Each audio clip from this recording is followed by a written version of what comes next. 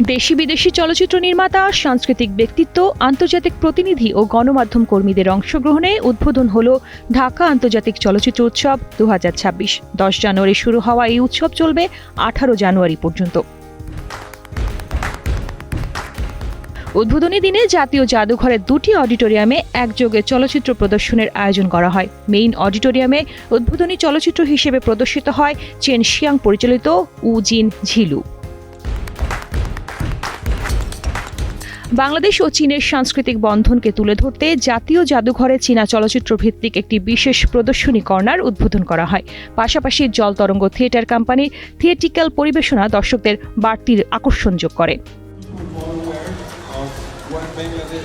বাংলাদেশে নিযুক্ত চীনের কালচার কাউন্সিলর লি ই শাওপেং এই আয়োজনকে চীনা চলচ্চিত্র সপ্তাহ হিসেবে উল্লেখ করে চলচ্চিত্রকে বিভিন্ন সংস্কৃতির মধ্যে সেতুবন্ধন হিসেবে অভিহিত করেন।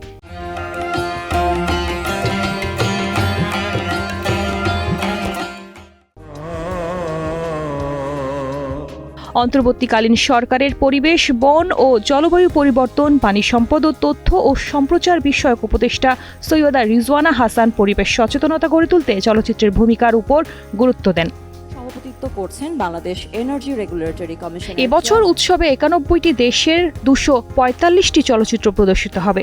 ঢাকা ও কক্সবাজারের বিভিন্ন venue Alliance Francaise, Dhaka Bangladesh জাতীয় জাদুঘর, Shilpakala Academy, Stamford University, 3D art gallery, vintage convention hall ও কক্সবাজারের লাবণী সৈকতে অনুষ্ঠিত হবে প্রদর্শনী।